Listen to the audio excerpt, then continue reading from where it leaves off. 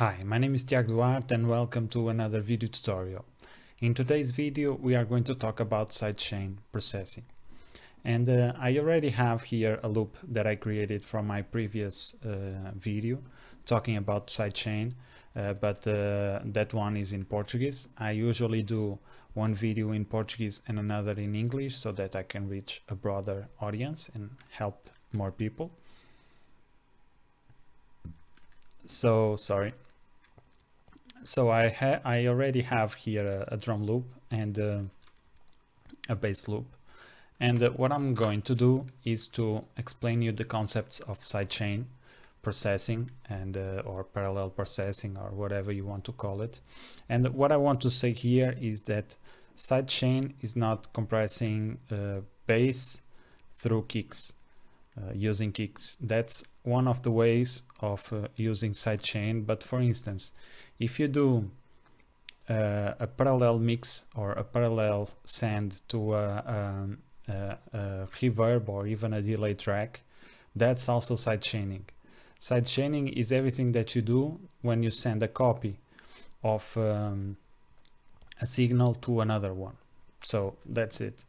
And okay, so let's go.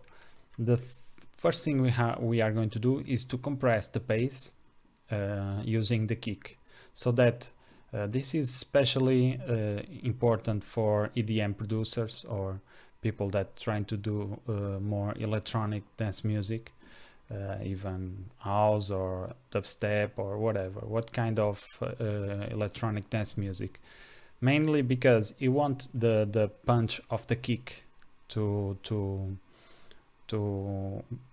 be listened, and you also want the bass to be stronger. And we will see another advantage of using sidechain compressing to even increase the dynamic range of our mix, and we will see that in a minute. So the first thing, there are two ways to do this kind of sidechaining for ducking the bass when the kick hits. The first one is go here, so let's solo the kick. We have the kick and now we have the bass. First let's listen to the loop. Very simple loop. Okay, so let's see. And now what we want to do is to send a copy of the bass, of the kick, to this channel so that we compress only the bass when the kick hits. And to do that you have to sidechain the kick to the bass, and the way to do that is to go here to select the kick channel, go here to the bass channel, right click and select sidechain to this track. You don't want to do sidechain to this track only because you will take it off from the master, or in this case the mix channel. You only use sidechain to this track, and what this does is to send a copy of the kick, but with no sounds, with no volume. So this only sends a copy of the kick, but it does not send any volume of the kick. So if you take off the kick from the mix channel, you will not listen it through the bass. But if you increase here the volume,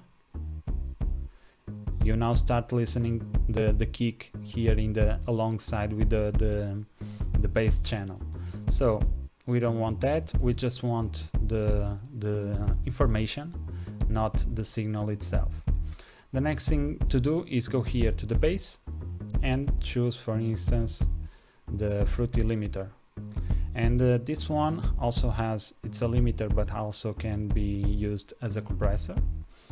And we have the threshold, knee, ratio, attack and release, the normal controllers of a compressor, or the basic controllers of a compressor. And we have here a block called sidechain.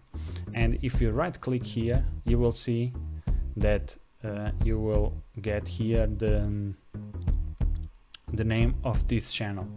So let's say you want also to do the snare, you go here, sidechain to this track, and here in the compressor in the bass channel, you will see also the kick and the snare. So it's important to name stuff so that you know what you are doing. In this case, I named this channel kick, and it will show here as a kick channel, which is important if you are doing, if you want your projects to be organized, but that's a different story.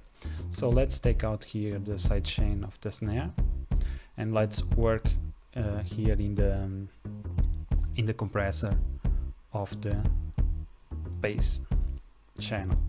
So the first thing we have to do, now we have the sidechain selected, I increased here the channel or the size of the compressor so that you understand better what I'm going to talk about. So we have more real estate here, and we want to start lowering the threshold so that we start seeing some signal here. And as you can see, these are the signals of the kick. These blue ones are the signal of the kick, and since the threshold did not reach the volume of the kick, we don't have any compression. So what comes in goes out in the compressor. So after the time we reach this point here where the threshold meets the signal of the kick, we will start seeing some compression. If I play, also we have to increase the ratio. So let's put it, I don't know, around 2.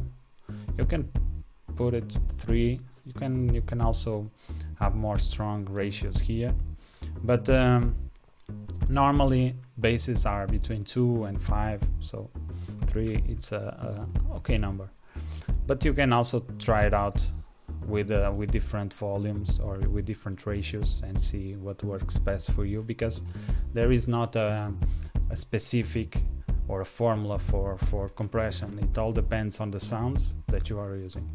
So as soon as we start decreasing the threshold value, we start seeing more and more compression, and this all based on the signal of the kick. For instance, we here have a back-to-back kick, and this one here it's lower in volume. As you can see here, we have these two back-to-back kicks, and if I go to piano roll, you will see that I have one kick, this one here, that has a lower value, and that translates to, okay, let me put it again here. That translates to this kick here, or to this shape with smaller volume than this one, because this is a back-to-back and this kick is smaller, or at least has a lower volume. And as you can see here, since we start lowering the volume of the threshold, the level of the threshold, we now see that we have some compression here in this white line.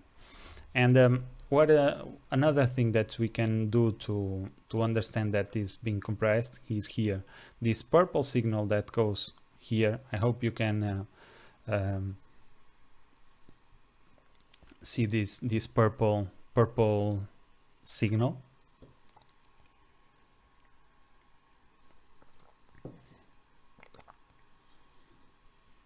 I'm sorry, I have to drink more water than usual because I went to give some blood today, so I have to stay hydrated. I have to drink a lot of water. I can't pronounce the word, but okay. As you can see here, this purple signal is the input signal, and this white signal is the output signal. And as you can see, we now have a reduction of the output signal versus the input signal, and that reduction is 3:1. So for each volume that goes in, or each decibel that goes above the threshold, we are reducing it for 3 decibels. I hope that makes sense. So for each dB that we cross the threshold line or level, we will reduce it by 3 dBs. That's why I called a 3:1 ratio. And the more dB ratio, the bigger the ratio, the more reduction we will see. And also, if you want more reduction, you can even decrease the threshold level. So let's exaggerate here, and as you can see now it's more clear. The purple signal is louder than the output signal, which is the white signal. And here in this example we don't have any kick, so the volume is not compressed. So in this case the kick is sending information to this compressor saying that you only compress when I play, and this is what happens to the bass. And if you can listen, I will shut up in a while, but if you can listen, the bass now feels more when the kick doesn't play, the bass is louder, but when the kick plays, the bass ducks or compresses. So let's listen.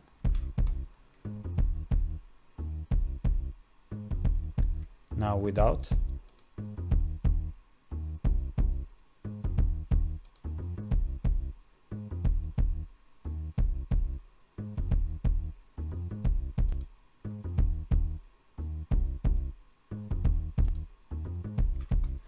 This is a little bit too much. We can also put it a little bit more smooth, and also we can change the release and attack times, and even the curve. We can put a more uniform curve, and also we can reduce the sustain. We can mess around here with attack, release, and sustain, so that we find a better settings for our project or the track that we are working on. And let's see.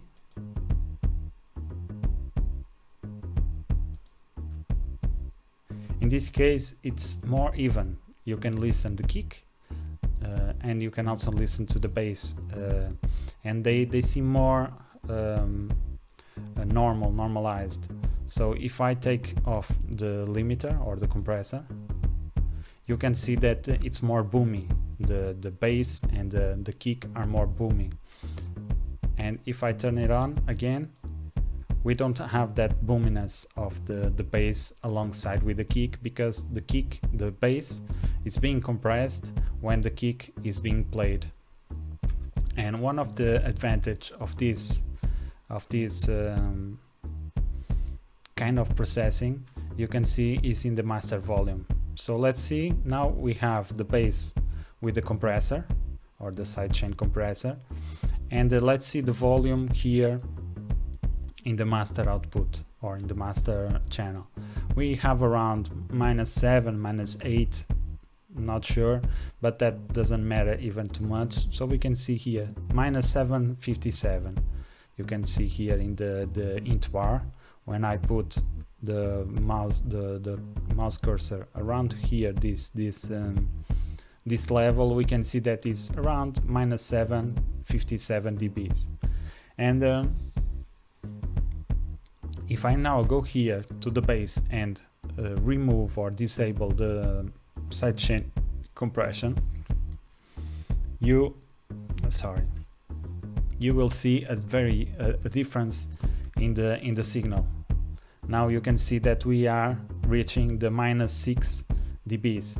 So this is a nice way for you to control the dynamic range of your bass, and even when we go to the mastering phase, you will have even more range that you can work with. Because if you have, let's say, -6 dBs and you increase or you enable the parallel compression and you listen at the same time the kick and the snare, and you can listen both, but you have a reduction of -2 or -3 dBs, that's an enormous reduction, because -3 dBs it's half the volume. So if you reduce something minus 3 dBs, you are reducing it for half of the volume, and that's a big difference.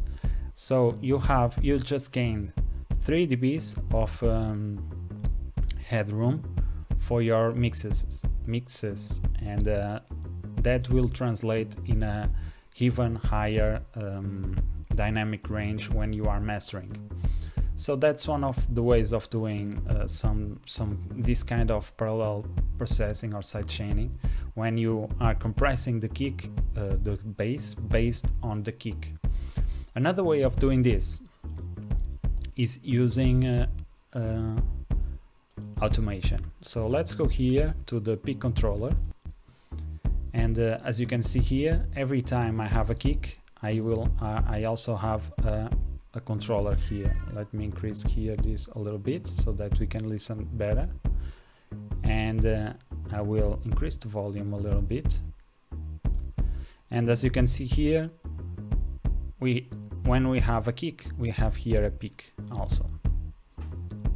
The next thing we want to do is go here to the bass, and instead of using a compressor, we are going to use EQ. And you will see what I mean with that. So let's say we want to EQ around 100 Hertz. This is just for the purpose of this video, to explain you how to sidechain or how to do parallel processing in the bass and the kick. Let's say we are happy with this reduction of 100 Hertz. And what we want to do is, every time the kick hits, we want to do this. We want the gain knob of this band here to go down like this. So at this time, when we have the kick, we have a reduction of the EQ of the bass. So to do that, we have to go here and link to controller, go here and pick controller and choose pick. And the next thing we have to do is to understand how this knob works, because at this point, at 0 dBs, the knob represents a 0.5 in value. So let's say we have the maximum, and the maximum is 1, the minimum is 0, in the mid it's 0.5. But we don't want this, because if we do accept, what will happen is this, the opposite of what we want. What this happen is, every time, let me bring here the pick controller, so let's do something like this, and let's see, every time we have a kick, we have an increase of the frequency, and we want the opposite. Every time we have a kick, we want to decrease the gain of this frequency. So let's go here again to link to controller, and in this triangle here, you can invert the signal. But if you invert the signal, you will have this formula, 1 minus input. And if I do accept, what it will happen, something that we don't want, which is this. Instead of being at 0, it's at 1, or it's in the maximum. And when we have a kick, it will go to 0 instead of going from 0 to minus 18 or minus 12. So we are doing the opposite again of what we want. So to do that, to solve this issue, we go here, link to controller, and instead of having 1, we need to put 0.5. And as you can see, the line changed, and we do accept, and now we have the desired effect, which is every time we have a kick, the volume of the bass it's lowered, or we apply a low cut to the bass. And if we go here to the master, we can see that it's pretty much the same effect as the sidechain kicking, the sidechain using the compressor. We have also a minus 7 7.49 dBs of compression, and if we disable the EQ, we will see that we go again to -5 or -6. So as you can see here, this is a very nice way of controlling your bass and mixing together, or mixing your kick and your bass together using this kind of compression. And this is more used for kicks because normally higher frequencies don't have too much issue as the lower frequencies, because they are because of the nature of the frequencies, because they are fast or faster than the lower frequencies. And in the lower frequencies we see a lot of this phenomenon where the kick and the bass, if they are not well mixed, they will not sound good in big sound systems. So this is an important concept to understand. Because of that, a way to better mix your bass is doing some parallel compression. And you can do it in two ways. One, again, is using this sidechain routing, and the other one is to do some automation or some controller to automate other parameters of our channel or effects on other channel that we want to control. And that's it. In this way you can, so the advantage of doing this is to gain more dynamic range on your lower frequencies, and also to mix them together easier or better. So that's it. I hope this video was helpful, and if you have any questions, just leave them down here in the comments. My English, but I'm getting there. My English sometimes it's a little bit messier. Yeah, you see.